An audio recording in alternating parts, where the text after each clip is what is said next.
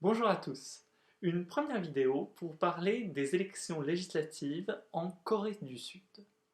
La Corée du Sud, on en parle beaucoup en ce moment grâce à leur manière de maîtriser dans l'ensemble l'épidémie de Covid-19, mais aussi parce que grâce à cette maîtrise de cette épidémie, ils vont pouvoir maintenir leurs élections législatives.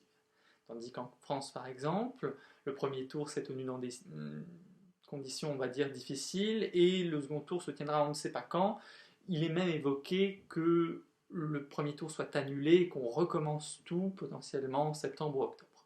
On verra et on en parlera peut-être dans une autre vidéo. Mais donc, en Corée du Sud, comment ça se passe? Il n'y a qu'une seule chambre législative. Il n'y a pas deux chambres comme en France, le Sénat et excusez-moi, l'Assemblée nationale. Il n'y a qu'une seule chambre. Dans cette chambre, il y a 300 députés qui sont élus de deux manières différentes. Donc c'est un système mixte, un système hybride, comme on peut par exemple en avoir un en Allemagne. D'une part, il y a 253 députés qui sont élus, on va dire d'une manière standard, avec des circonscriptions uninominales, et donc dans chaque circonscription, les électeurs vont voter pour le candidat qu'ils préfèrent, et c'est celui qui va avoir le plus de voix qui va être élu, tout simplement. C'est exactement le système qu'il y a aux États-Unis ou au Royaume-Uni, par exemple. Et par ailleurs, les 43 députés restants eh bien, sont élus grâce à une seule circonscription nationale. Et c'est particulièrement intéressant parce que le système pour élire ces candidats a changé grâce à une réforme qui vient de passer en décembre dernier.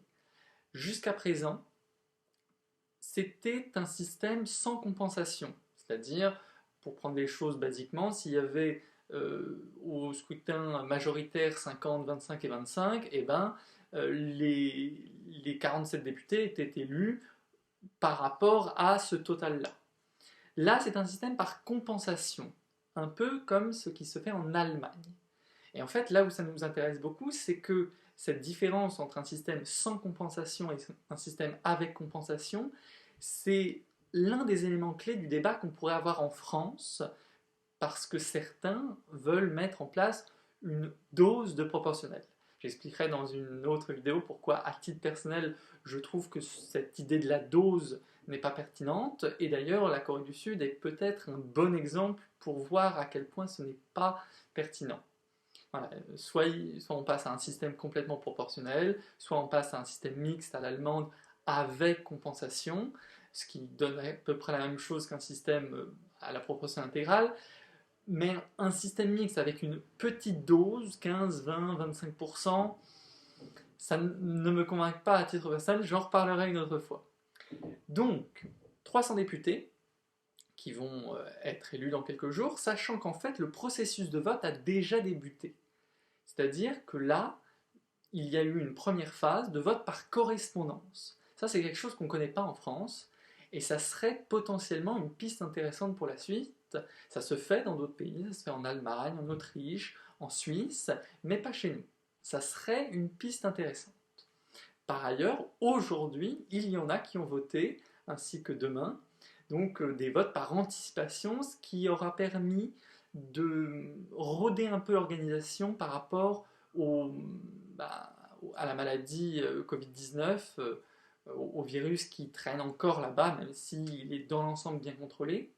Et donc ça permet d'organiser ce temps de rodage avec aujourd'hui et demain. Mais le vote principal aura lieu donc le 15 avril. Voilà, merci de m'avoir écouté. Je referai d'autres vidéos pour expliquer les enjeux de ce scrutin. Et à bientôt. Bonne fin de journée.